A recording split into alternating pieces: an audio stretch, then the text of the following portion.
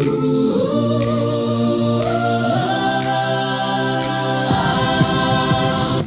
and welcome to another episode, my second ever episode of Studio Voices Unmuted, and I'm here with a special guest today. Hello, Tori. Hello, hi.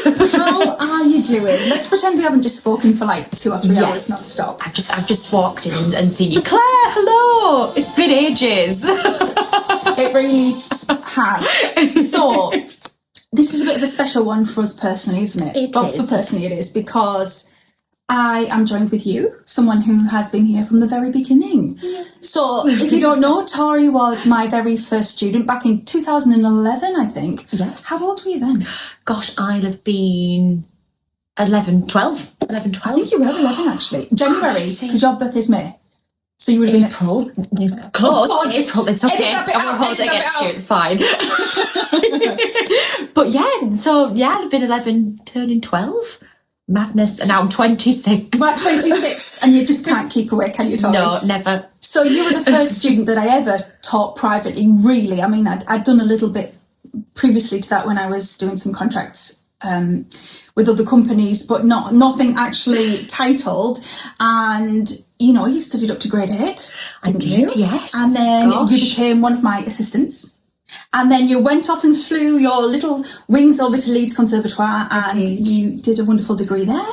And then you came back and you became one of the best vocal coaches that I've ever had. Oh, I don't know about that. That's very kind. Well, I'm telling you that. And yeah, you were my assistant in the choirs for a long time as well. And then I thought, well, hey, would you like to open your own choir? And you opened our musical theatre choirs for us, didn't you? I did. You did. And I love it.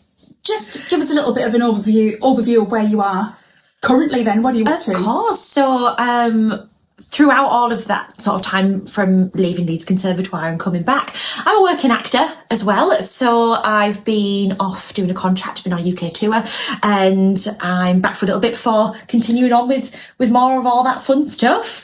But yes, I'm very excited to be here with you today. And actually, today, not only are you here for catch up, and then we had a lovely bagel and a big fruit platter, didn't we? Yes, and we've had a really good catch up. And you're also going to teach some students tonight, aren't you? I am, which is so exciting. Yeah. It's the first time I've taught privately in probably about 9 months, so I'm just really excited because it's another major love of mine. You know, when you asked me to come on and teach privately, I was a bit nervous at first, but I just absolutely fell in love with it. Because you always said to me that there's no feeling like the pride that you have when you see your students do well. And you're absolutely right. It just makes my little heart sore. And it makes my little heart sore, because I guess, you know, in a similar way to what grandparents may feel. I'm not saying I'm old enough to be a grandmother, can I just clarify? But Not at all. Really, I was having those feelings with you as a student, and now you're having them with other people, and I'm getting to see that kind of, you know, the generational type. It's all happiness. poetic, isn't it? Let's get that on a t-shirt, yes. So I'm just gonna ask you, you've gone from student to assistant. Let's talk about the early days, right? Yes. Let's go back to 2011. Do you happen to remember that lesson? Absolutely, because I remember coming in being like, I want to sing Listen by Beyonce. Actually, I was like 11. Let's calm down. Let's calm down, Tori. Let's calm down. And no, I remember because I'd had a singing teacher previous to you, and you'd come in to take over that singing teacher's work. And I remember my mum Googling you. Before the lesson. Before Google was a real Google. Yeah, before, like, in the early days of, like, YouTube. And we found a video of you as a fun star at Haven. And because this is my memory, this is how insane my brain is. It was to the Cheetah Girls. The party's just begun. I remember that video. I made that video. I think I've taken that video down. Oh, I hope not, because that was the beginning. Right? It was the beginning, right? But when I did that video, I put together everything, and I think I was on this big self-promotion thing. Obviously, I didn't really know who I was. I was very young, and I think I just remember like flashing up all these titles on that video, going like singer, actor, presenter, choreographer. I did choreograph shows there. Were they great? I don't but I still put that title. And then later, years down the line, I was like, Claire, you ain't no choreographer, delete that. So I mean, you choreograph for the choir, missus, and I'm like... I do a good fist bump in that I have some, what do you call it? Step and a click. Step and a click. Step and a click. I'm still standing. That was your one, wasn't it? Okay, so you remember that lesson in 2011? Because I think I vaguely remember it as well. Yeah, because it was you and Hannah now teaches for us as well. So that's really lovely. But I remember it was you two, and I think you were the first exam I ever did. I think you did grade 3 with me. I did, yes. Yeah, I remember that. And that was back when we did Lambda. We didn't do Trinity back then. No, did it was all in the Lambda. It was Lambda, yeah. And gosh, yes, I just remember thinking this woman is brilliant. Genuinely. Sort of coming out of that lesson, I was like, I think I'm going to be all right, Mum. Oh, that is so lovely. Because, and like, I mean, however many years later, don't ask me to do the maths because that's why I sing, because I'm not good at it. But however many years later, here we are sat on your couch in your home as friends now, which is just wonderful. But ironically, with you being my first student, and obviously we always knew that you had something, right? Well, I always knew that you had something. And I think I have this strange kind of battle with myself sometimes, because I wish I was who I am now as a teacher to you back then. And I know that there's no way I can do that, and we all learn it. We all have to start somewhere and learn, but I always just think, because I guess you're just really special to me, and I wish I could go back and give you all of the knowledge I have now, but obviously that's life, and we always think about that with everything we do, isn't it? And I think that, because I hate the word journey because it sounds like we're on the X Factor, but it's quite apt in this scenario. We all go on our own journey of kind of discovering new things about our craft and who we are as people, and then that sort of manifests in what we give to other people. And I think that now, with the knowledge that you have now, you're still giving me a wealth of it, but just in a different form, more like as you help me become a better teacher now. Do you know what I mean? Yeah. I've not articulated myself that well. No, I think I get it. And I don't expect you to have the answers to that, because it's not something I fully understand myself. It's just that life's journey. I know you don't like that, but everybody takes the journey, and everybody's better at things. And we all, we grow older, we mature, we go through life's experiences. And that brings us back to exactly why we're doing this podcast today, because we're talking about the power of resilience in a career like this, and the determination and the mindset and the grit that you need to keep going in an industry that is tough, but it's also beautiful. So let's just blast some questions at you and see how you get on with this. Okay, yes. So what made you fall in love with musical theatre then? Can you even remember back then? Oh, wow. Well, I just think that really music helped me too. As a child, I just loved listening to music in the back of the car, no matter what it was. And I remember watching musical films with my grandma. And I think that the biggest catalyst was going to see my first musical. So I went to see Hairspray in the West End. Basically, my family booked a trip to Florida, and the travel company went bust, and we couldn't go on the trip to Florida. No. And my dad was like, well, what can we do to sort of make this better for Tori that thought she was going to Disneyland? I know what we'll do. We'll do a trip to London, and we'll take her to go see a show. So I saw Hairspray in the West End, and I was like, oh, wow, people do that for a living. People get paid to do that. That's what I want to do. And then from that moment on, there's never been anything else that I've wanted to do. Has there never been anything else? Really? Never. You've never thought, oh, I could be a vet? I mean, I always thought, weirdly, I always said I thought I'd be quite a good teacher. I think I've said that about you before. Is it primary school teacher? I said you. Yeah, something like that. And I always thought, particularly within this industry, you're always encouraged to sort of have a plan B. And for me, to be fair, that when career people used to come into school, I used to make up jobs, because I never used to want to say that I wanted to do musical theatre, just because sometimes it would not always be received with it would always be received like, it's really difficult, it's hard to crack into. So I used to be like, I want to be an archaeologist. Do you know what? And I would still support you if that is what you wanted to do. You could absolutely be an archaeologist, and I would absolutely support that. I come along to your digs, not gigs. Hey, very good. Nice. So here's another question for you. How did it feel growing up within a community like Voices of Darlington? Now obviously it wasn't Voices of Darlington when you first started. It was Vocal Coaching with Claire Wilmot. I've still got a sticker up on the window in the room that used to be the studio that I had. Yes. And then COVID took over and we used that as an office. Well, actually, no, I used that as my online place where I would do all my online stuff. And then there wasn't as much space for distancing and stuff. So that's actually Andy's office now. So, yeah. So how did it feel to grow up in that community? Because obviously it's developed. You were a student assistant teacher. No, absolutely. The support from the members at VOD has always been something I felt greatly. Even from like before I became an assistant, when it was just that set of private students, everybody was so happy to see people succeed, and you would hear like about people's exams, and like obviously it used to be like a conveyor belt coming in and out of your house because you had so many students. Like you would like see the person that came in after you, or you'd just meet the person that came in before, and you'd be like, oh, what are you doing at the moment? And you created such a community where all of your students knew what each other were up to, and that's you get us hard, together and do like duets. And on a one-to-one basis, that's really, really hard. Is. Yeah. But you always created a wonderful community. So I always felt that support from there. But then when I became an assistant at Voices of Darlington and then the choirs started up, I just felt it in a completely different way. I remember like singing for the members for the first time, and everybody just being so unbelievably kind. And from that little underground classroom at QE. Yes, and it felt like it was in the basement. It really did. It had no windows. No windows. Do you remember that one? Yes, and we would like just move all of, and it was sort of one of those classrooms that had like a divider, and we'd get the divider up, and we'd move all the tables, and we'd lay all the sound quality was rubbish because it was completely dry, and you didn't get any of that lovely acoustic ambience. True. And then ambience. There was no My Music staff, if you know, if you remember. Love My Music staff.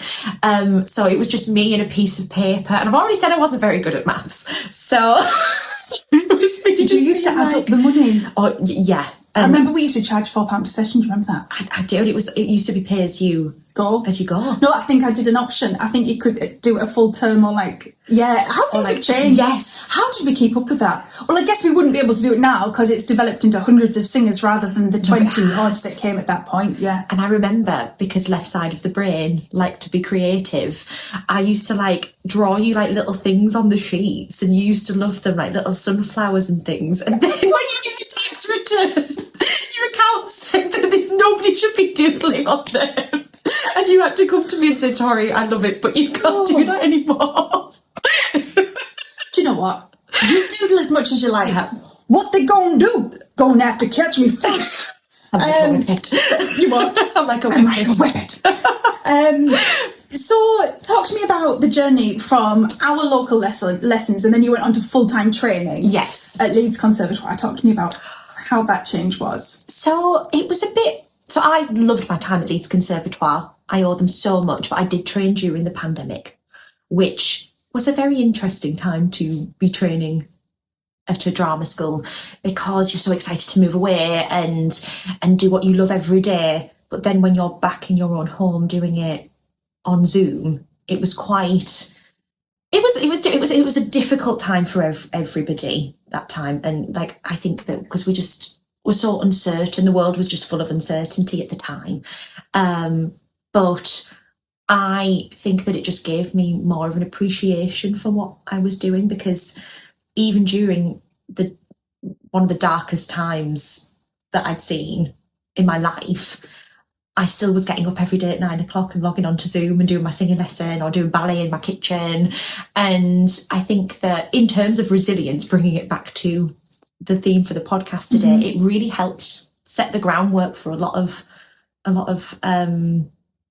resilience for a lot of us. And also you mentioned, as we all fully appreciate, during those times there was a lot of uncertainty. We really didn't know what was happening or not happening.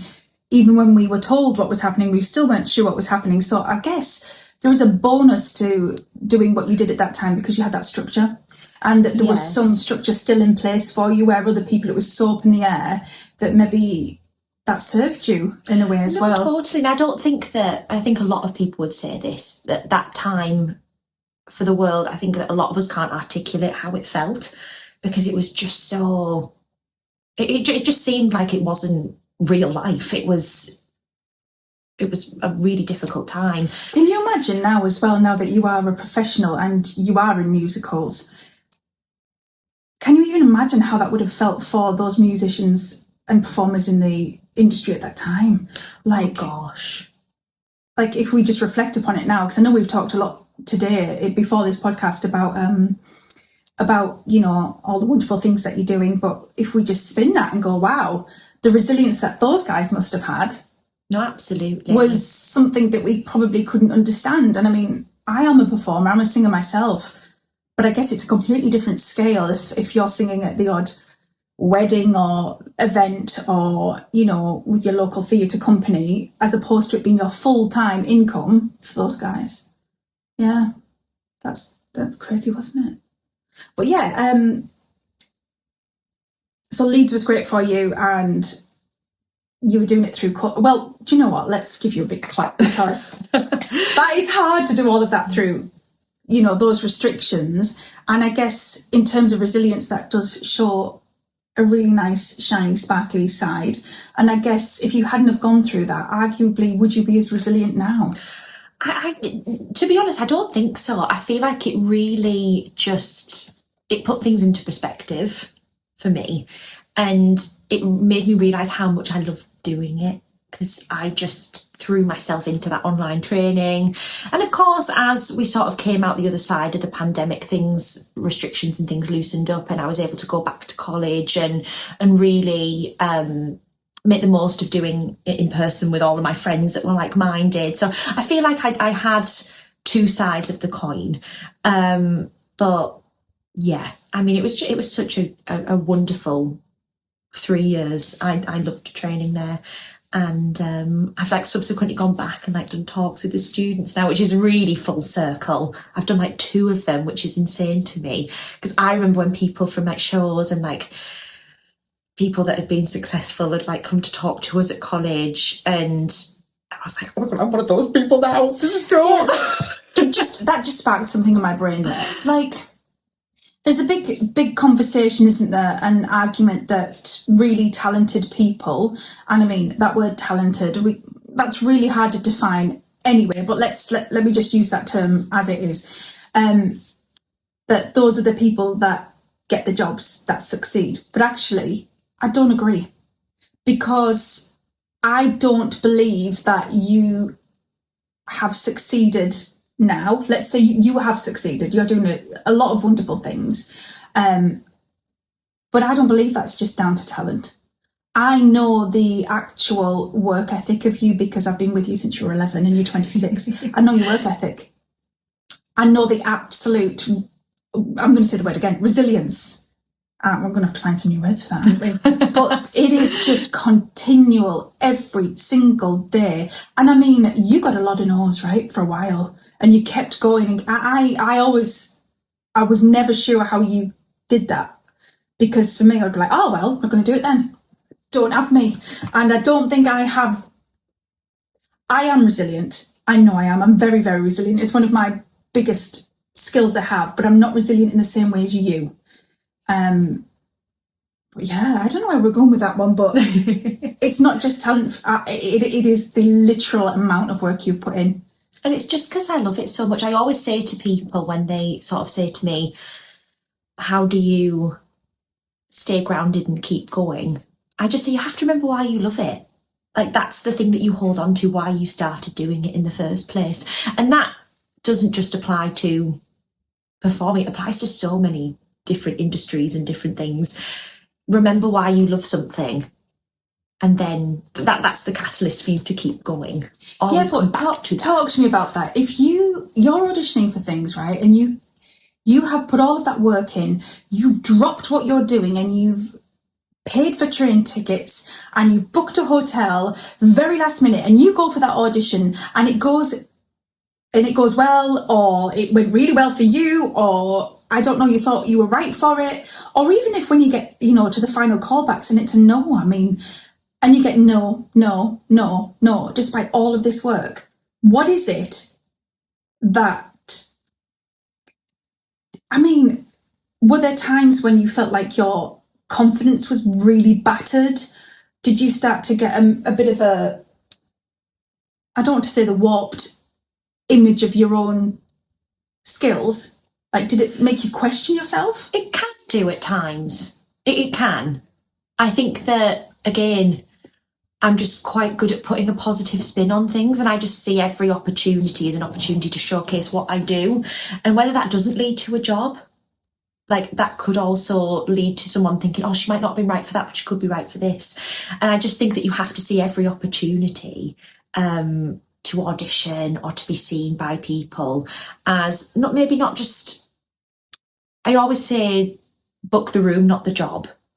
What does that mean? So make a good impression on those people, because if you don't book the job, there might be something else that they are casting, or and that has happened to you, else hasn't that, it? Yeah, it has. Like maybe not on a professional scale, but definitely like when I was doing amateur stuff back in the day, like when I auditioned for things and didn't get it that first time, like I would go back and then I maybe did get it the second time and things like that. So it's not necessarily happened in my professional career just yet, but you never know.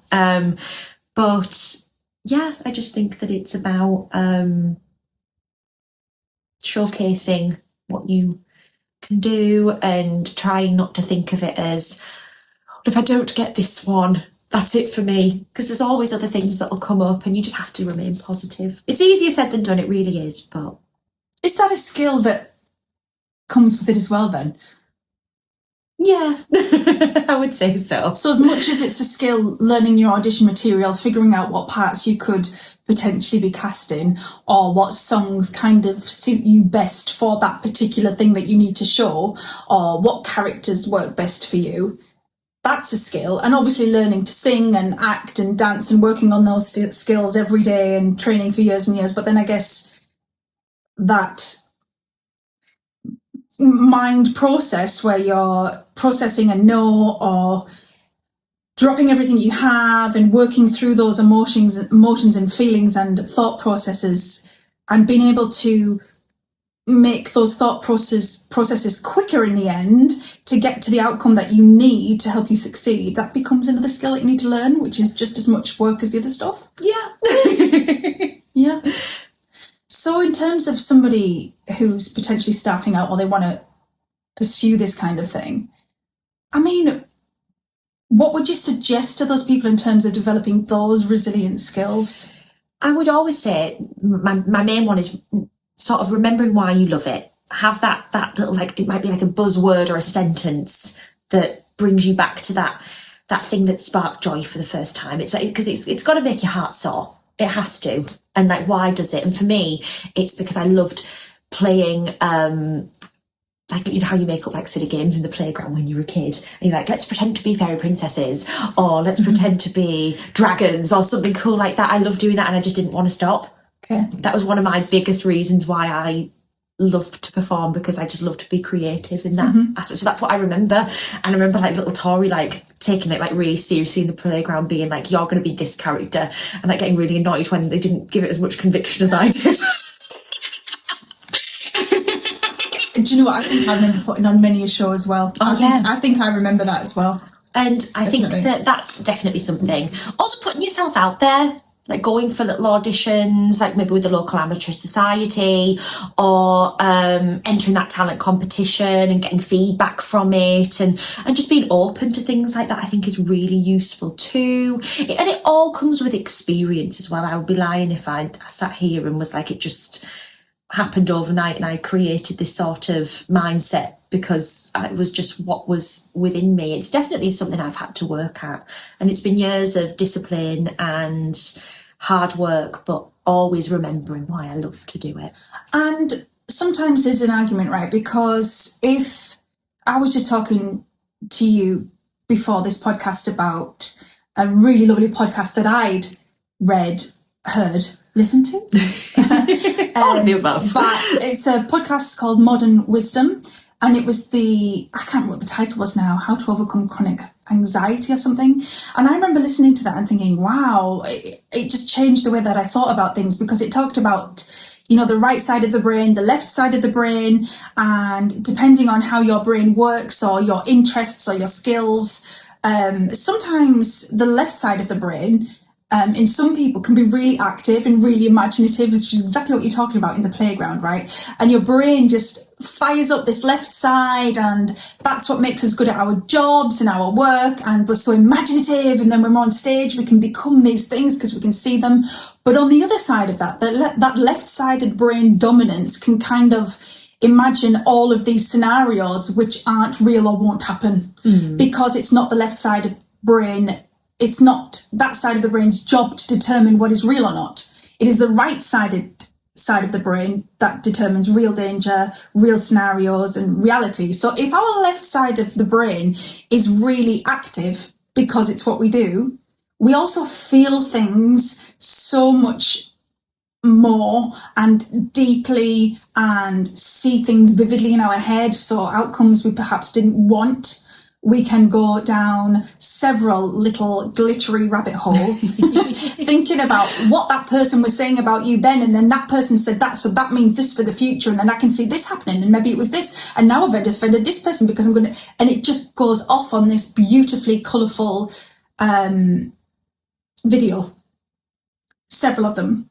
But because we need the right side of the brain to kind of help us learn what's real and what isn't. And I guess that's really hard, but I think knowing that about your brain is really helpful. Absolutely. Yeah. Wow, that was a deep. Check out our podcast, by the way. I did really like that one, especially if you have or do have any sort of anxiety, or even if you don't, it will help you become more equipped for when you do, and it helps you understand you a little bit more. Okay, so let's have a look at my little plan, shall we? So can you tell me, has the reality of working in musical theatre matched what you imagined? Yes, and more, genuinely. Okay. I feel so incredibly lucky to work in musical theatre, in all elements of it, actually. Not just the performance stuff that I do, but also the teaching of musical theatre. I'm really sorry, I've gone off on a tangent, but can I stop you? Because you've got red glittery socks on. I do have red glittery socks on. Was that a purposeful choice this morning? It actually was, and I'm not just saying that. You actually put red sparkly socks on. So I always wore red socks when I was at VOD. No, always. You didn't. Yeah. Are you only just finding this out? You never wore red sparkly socks every time you... Maybe not sparkly ones, but I have red ones with bows on. Like, really? Yeah. An assortment of red socks. Okay, well, you learned something new. Yes. I might have been teaching you since 2011, but you know what, we learned something new. Where were you? You were talking about you're very, very lucky, and I completely interrupted. Yeah, so I mean, not even just performing in theatre, but teaching it as well, doing what I do at Voice of Darlington. That was everything and more that I wanted it to be, because it was just lovely to be able to share my passion with like-minded kids and like-minded adults. Like when I was teaching the musical theatre adult choir, like that really kept me going when I wasn't working. That sort of coming every week and being in a room full of people that just wanted to sing songs from musicals because they loved it. But also when you're teaching, though, you're constantly having to learn yourself.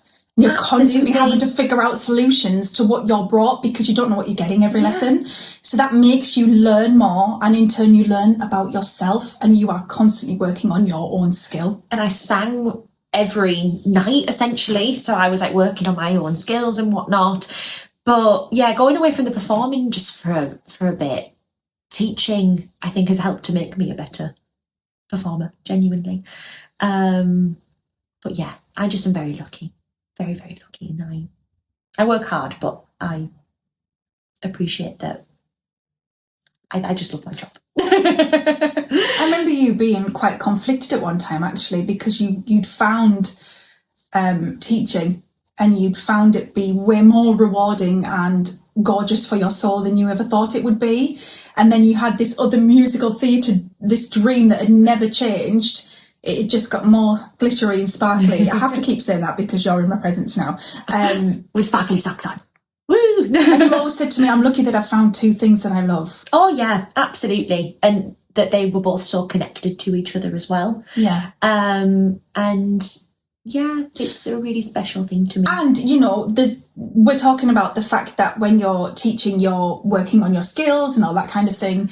But there's also the other side of it as well, because if you're performing and in the actual industry and doing it, then you are equipping yourself with skills to transfer to your students. Yes. So it's constantly up to date, rather than perhaps performing at one period in your life and now you teach solely. If you keep doing it, then personally, I feel, because I'm constantly still in this place, I can connect better with my students because I know what they're feeling. Totally, and one informs the other. And I think what's great, and this was something that Leeds Conservatoire were very big on as well, all of our teachers were working within the industry at the same time as teaching us. So they were teaching us about an industry that is there now, not an industry that was there 10, 20, 30 years ago.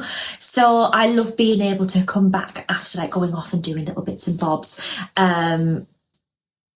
being able to come back and just sort of say, well, this is what's happening now, and this is the type of song that you need for this sort of audition. Yes. And even if it's not like on a level of this student wants to go off and do what I've done, this student might want to, I don't know, go and be a history teacher, but they might love doing musical theatre exams. I can go, oh, great, let's do this song, because this song's really great at the moment. I think this will show you off. And I go, oh, I've learned that because I heard someone who I share a dressing room singing it for their audition. And I'm going to take that. I'm going to give that to this person. Like, yeah, it all informs each other, which again, incredibly lucky. How many times have I said lucky?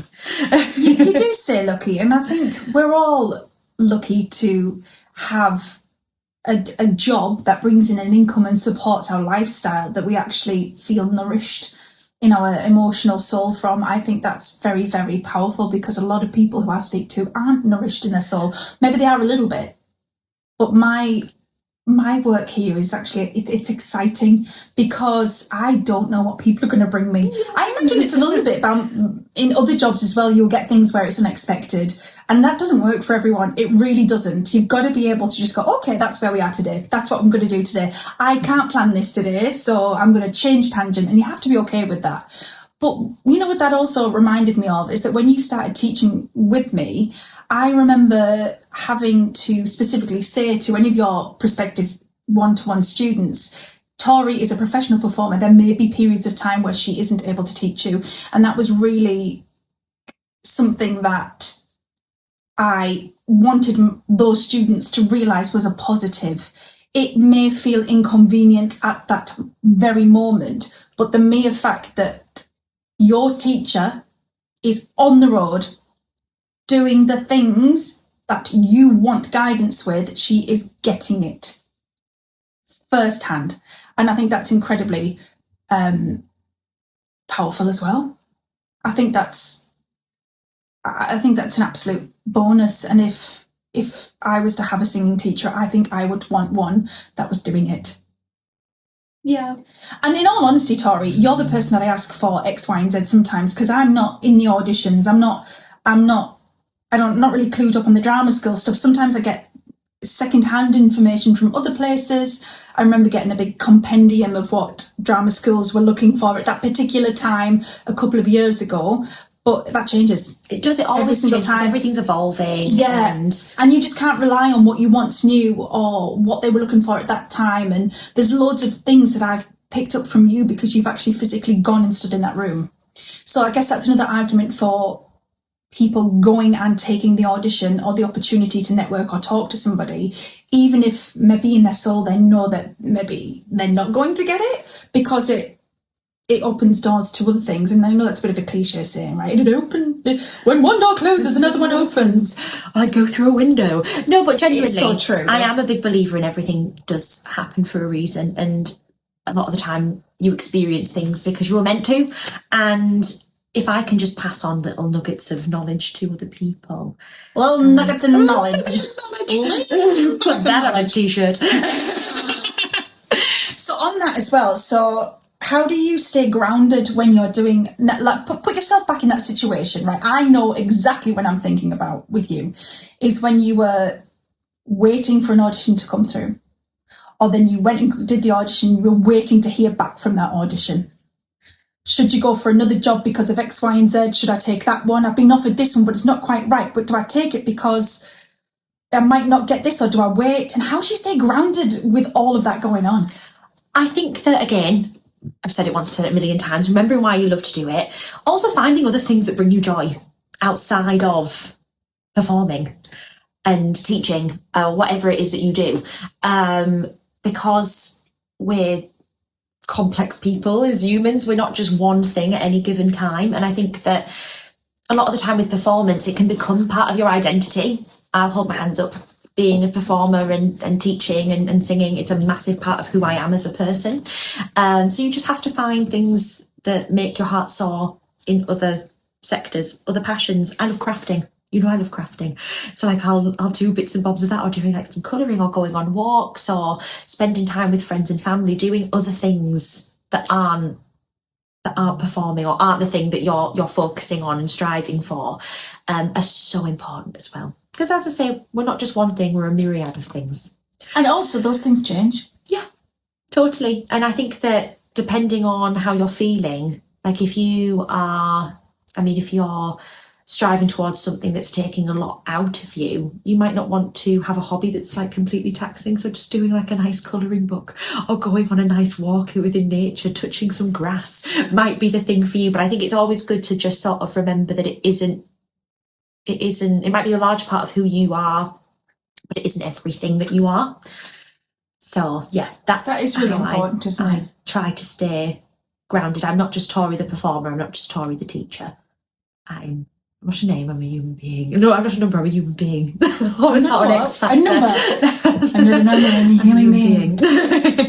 Another key thing that I would possibly suggest as well, going through my own struggles, as we all do, that everything is temporary. Whatever you're feeling right now is temporary. It doesn't matter what it is. I truly believe everything is temporary and everything evolves. So just having that knowledge that whatever you're sitting with at that time will change, whether that be positive thing that you're sitting with, or maybe it's a negative thing that you're feeling you're sitting with, it evolves and it changes, and you're never stuck.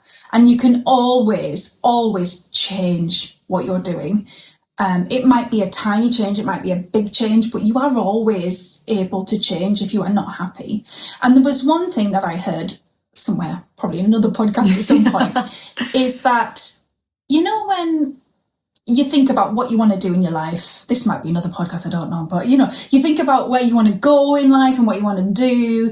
And if you were to ask most people, what do you want in life? If we go right down to the core of it, what do we want? For me, it would just to be healthy and happy. So then the things that I think I was fearing in life, or the things that I was anxious about, and these might not even be my words, that I think I've taken these from a podcast and molded them into a clay-shaped bubble. If all you want really at your core is to be happy, for example, whatever you do, then all of the things that you're anxious about, for example, your job, or something you've said, or things like, I don't know, anything, you should only really fear the things that don't make you happy. So you would look at the things that are making you actively unhappy and change that. Yeah. No, I totally. Well, that sounds very simple, but you know, I'm just thinking, for example, what if you were in a job that you really didn't like and you wanted to pursue musical theatre, for example? If you had the financial security at that time to be able to do something about it, obviously, you know, adults have a myriad of responsibilities and financial issues and things like that you need to consider, but let's just take it objectively and look at the outside. Really, the only thing we should fear are those things that are making us unhappy. We shouldn't fear what would make us happy. For example, well, I can't change my job to that because I don't know. And I'm not even sure I'm going with that. I hope that's put something into some sort of perspective with somebody. I know what I meant by that. But yeah. Are there any unexpected challenges or proud moments that you've had that shaped your path? Oh, that's a deep one. That is a deep one. That's so deep. Which is very deep. Any unexpected challenges or proud moments that shaped I think for me, it would probably be the thing that shaped my path was, I think, genuinely, I'm not just saying this because I'm sat on your podcast, but it is working with you, and the support that you gave me, I think, really helped to shape. But what support did I give you? In the sense that when I was a kid, it wasn't always, so my family have always been very, very supportive of theatre and performance. I think that going to school, it wasn't as celebrated, and I sometimes that's a bigger conversation, and there's more people who have much better conversations with me about it. But kind of not feeling completely supported by my schools or things like that. And I mean, and obviously there's people like my music teacher at secondary school, Mrs. Brewer, who I am still in touch with to this day, was so incredibly supportive. Isn't that ironic? Because my music teacher at secondary school, Miss Ambery, she was a big catalyst for me in pursuing singing.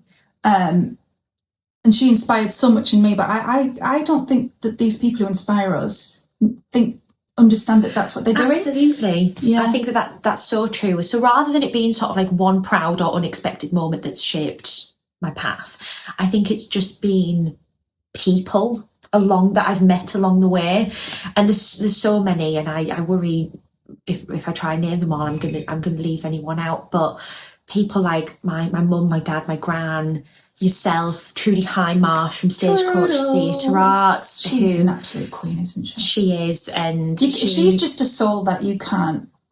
You couldn't even describe that little soul, could you? You couldn't. She always used to say to us, if you can think of anything else to do, that you would like, anything else that you could do, go and do that.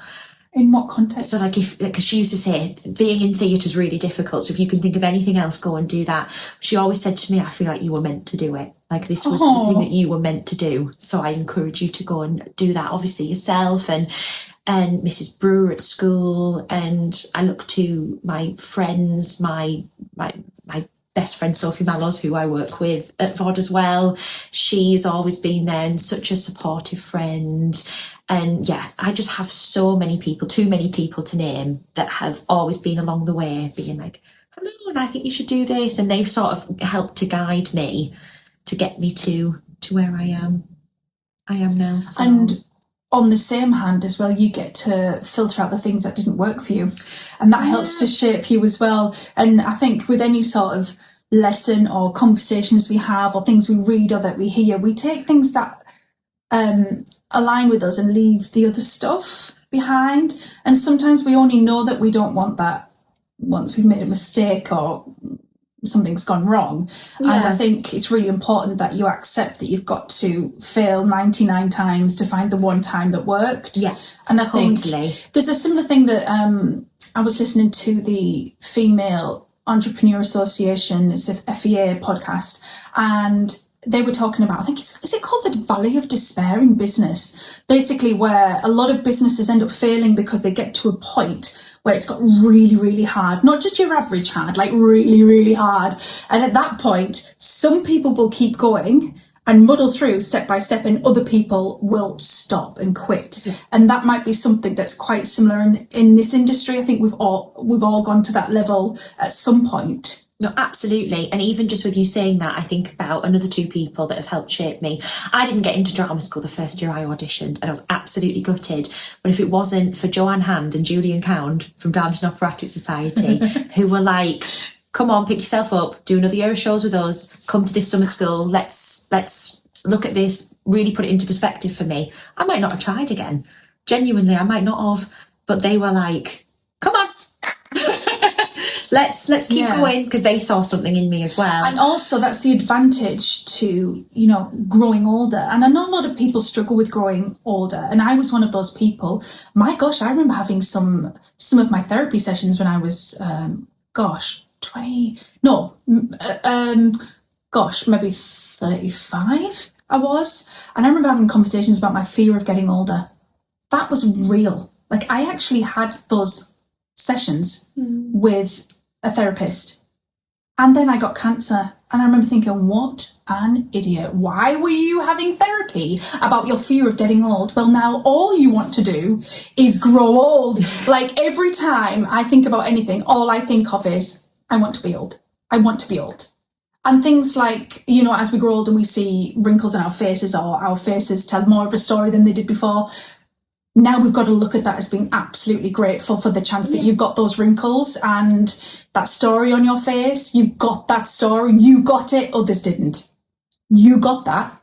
You might get more. And when you get more, that's amazing. Yeah. You got those. You've got a chance of that. You, and yeah, it's a privilege. It's a privilege. Yeah. But it's really hard to say and to see it. And I remember talking about just my very quick introduction podcast, that, you know, learning to see things on the outside and not in it. It's really, really hard. And I mean, I always thought that I was quite a emotionally, intelligent. I always felt like I had a real reflective way of analysing my thoughts and looking at things and looking at alternative ways to think.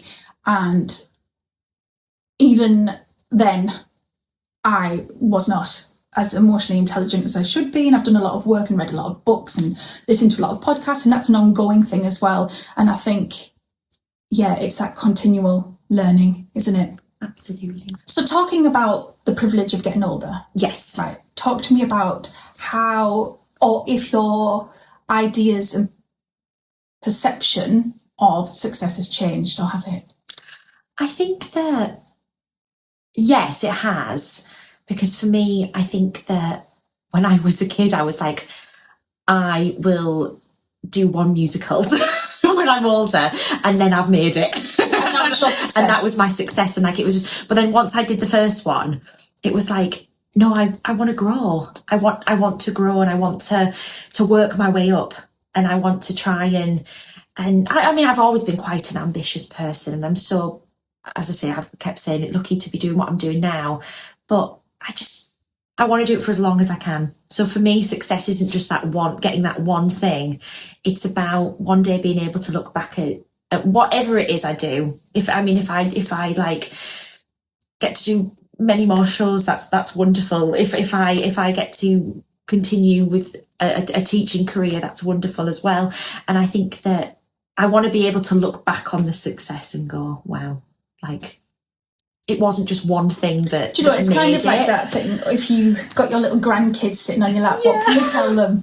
Like, that's the thing. It's not like, I think I used to see, I've not articulated myself well there. I think that I used to see success as like you achieve this one thing and that's it. Well, it's just, I understand that a lot, and I try and inspire that in my own students who are looking to audition, or say, for example, if they're doing an exam with me, I really try, and it's difficult, right? It really is difficult to change that perspective on, it's not that thing, it's not that date, it's not that audition, it's not that email, it's not that exam result on that paper. That's not the goal.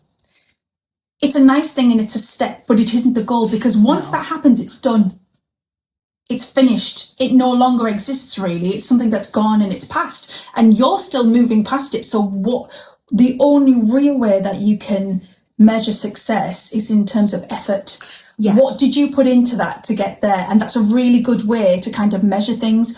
What failures did I experience? What successes did I get from, let's call them micro successes, and those little things? What did I achieve there? And you keep going, rather than going, oh, I got 89 out of 100. That's what it was. This is how well you know me, because you've just basically said what I was thinking, but articulated it so much better. That's exactly it. You want to just, rather than seeing success as this one thing as a whole, that you'll keep, like, you've got to celebrate everything that you were doing and achieving. And for me, I've managed to have 2 performing contracts that I've just adored, and that's my success. But I just want to keep going. Like, I think that's the thing. I just want to see how long I can ride the train for.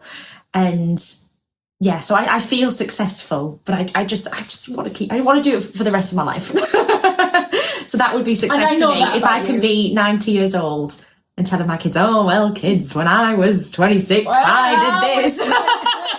Doing this. I was sat on a couch with a really inspirational woman called Claire. Why have I gone to Yorkshire now?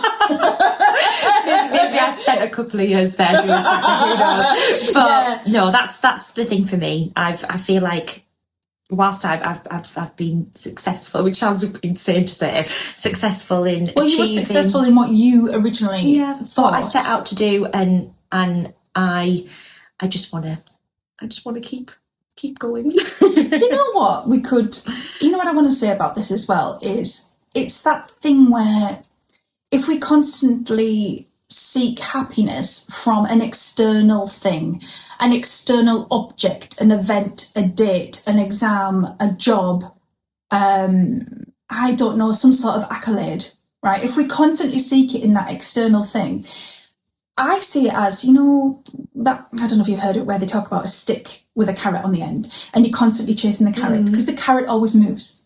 You never get it.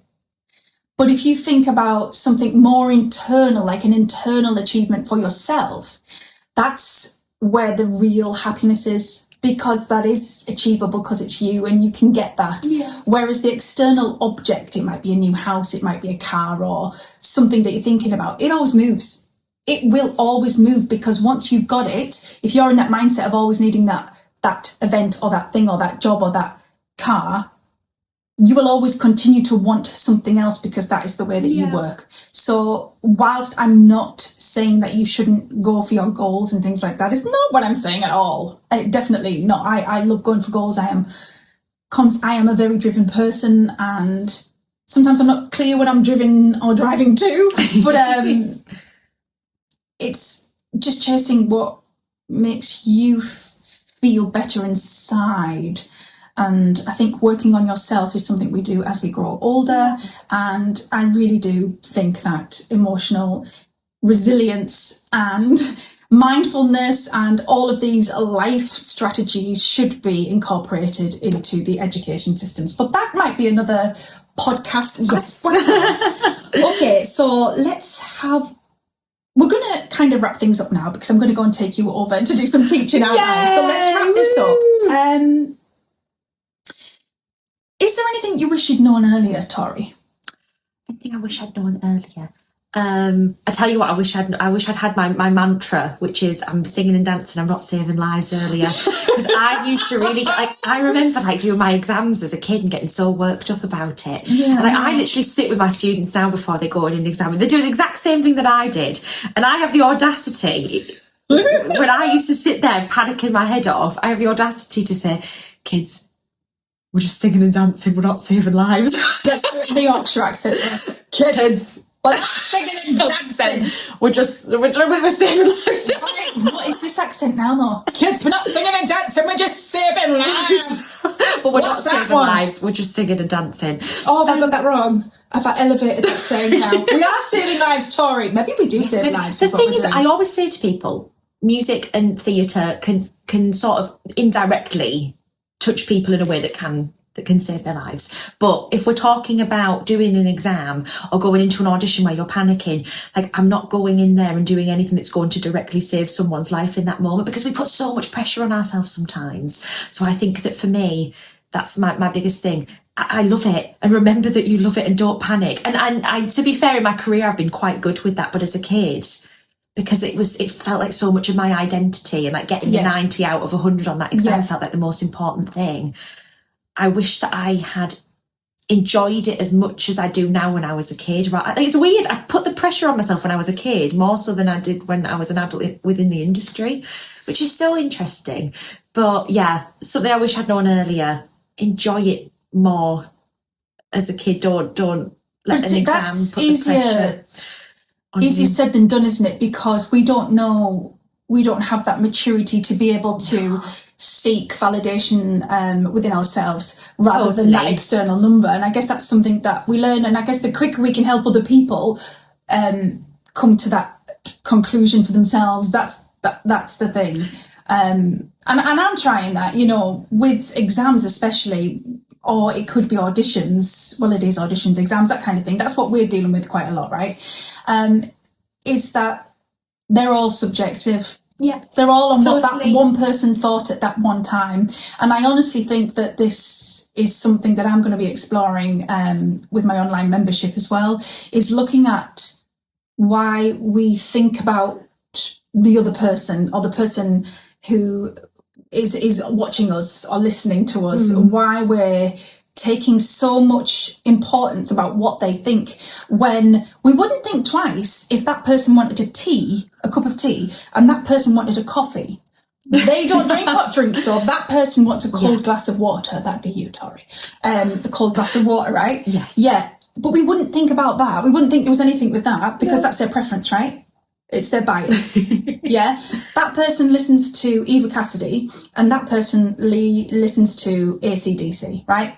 We're not judging them on that. Yeah. However, as soon as we go into an environment where there's an audience, oh, they said I wasn't very good. Oh my God, that examiner only gave me 77. That must mean X, Y, and Z. No, it can be as simple as they have a bias. But the interesting thing is, we also have a bias of ourselves. So true. In our own ears, what we listen to, we have a bias about what we find nice. Just like we like tea, coffee, or whatever, we also have that bias. So we judge that on ourselves. Totally. We might think that an artist that we hear on the radio is beautiful, and then you hear yourself and you're like, well, I'm not. Because you've got a bias. Yeah. It's also rooted in that perfectionism. I was much more of a perfectionist as a child than I am now. And don't get me wrong, I still do have my moments. But I think that as a kid, I just wish I'd remembered that I loved it, and I did it because I was loving it, and I wasn't. We're changing lives, not saving lives. It's the external. It's always the external chasing the carrot, isn't it? It's the chasing the carrot all the time. It really is. Okay, are you ready? Yes. We are going to do a quick fire round. Okay. Actually, no. Can we go back to what would you say to someone just starting out in the industry? Go and see as much as you can. Go and watch as much as you can. Listen to as much as you can. Watch YouTube clips of performers that you admire. Just, there's so much information out there. Try and soak it up. Be a sponge. Listen to podcasts. Yeah, listen to this podcast. There are so many, and not just ours, but listen to all of the podcasts that you can. There's a wealth of wonderful people who have gone through things that you haven't, and that can just there might be one thing that just changes your mindset, and it could be something you weren't expecting as well. Totally. Grab opportunities. If there's a workshop going on in your local town, go and do that workshop. Like, there's just, grab as much as you can, and be kind to yourself as well. And I would say, be kind, be confident, talk to people, introduce yourself, because really a lot of this industry is about the contacts that you make and the impressions that you leave. Don't pass up an opportunity to talk to someone or say hi or introduce yourself, because it might seem awkward at times to do that, but I really do think that, being professional on a job, or kind, or going the extra mile sometimes, that will leave a good impression, and you never know when you might just need that recommendation from someone. Well, I mean, look at us. Who'd have thought, this 11-year-old walking into your classroom, that I would now work for you and you'd be one of my best friends? Like, do you know what I mean? Yeah. And that was from the relationship that we forged all those years ago. So it's so true. You just never know. You never know. So... yeah. Are you ready for a quick fire round, Tori? I think so. Let's Here we go. do it. So we're going to wrap things up. Okay. Because we've gone on for nearly an hour now. That's very impressive, Okay. Ready? I'm ready. You're not allowed. Have you seen these already? I might have seen the first one. Right, you're not allowed. Okay. Ignore it. Okay. It's gone. You've got to say the first thing that comes to your head. Go to audition song. Oh gosh. If I do like a rock and pop, it's usually Strong Enough by Cher. Because I'm strong enough to live without you. All of that. Strong enough. Love it. Okay, favourite warm-up, go. A fricative. I love those as well. You can't push without it. No, I love it. Very beautiful. Love it. Okay, talk to me about your dream role. Oh, without a doubt, Sister Mary Robert in Sister Act. Because I just want to sing Life I Never Led. So someone cast me in it, please. I would really like to see you do that, actually. Must have on tour. Oh my gosh, must have. Must have on tour. Sweets. I love What sweets. or which ones? Squashies, not sponsored, but please give me a sponsorship. And Tony's Chocolonely. Nice. Nice. Yeah. Okay. One musical that changed your life. Musical that changed my life. Oh my gosh. Hairspray, because it was the first thing I saw that made me want to do it. So yeah. One word to describe your journey so far. One word. Can you do one word? Oh gosh. I've done many on this podcast. One word. Oh, this is not turned into very quick fire. Joyful. Joyful, joyful, Lord. We turn everything into a song here at Voice the Darling. Stop, sorry. Okay, so Tori, thank you so much for joining me. Thank you for It has been a wonderful day, and it was really nice to kind of talk about your journey and everything so far. We've said journey a lot, haven't we? We have. For someone that hates the word journey, I do say it a lot. Yeah.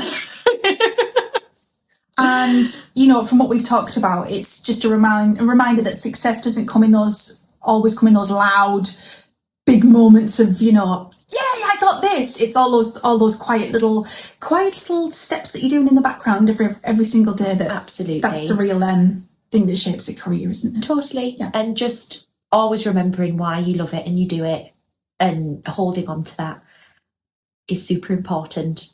But yeah, gosh, I've got very deep. Thank you. Thank I've really you. enjoyed that, Tori. Me too.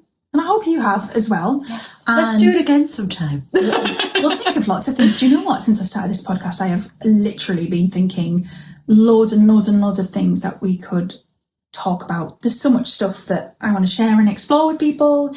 And if you people out there have enjoyed today's episode, then please don't forget to subscribe and follow our channel, which is Studio Voices Unmuted. So a big thank you to our gorgeous Tori. Thanks for having me, friend. You're welcome. It's my joy. Let's take you to work now. Yes. And let's do it again sometime. Let's do it again. And to all of you listeners, massive thank you.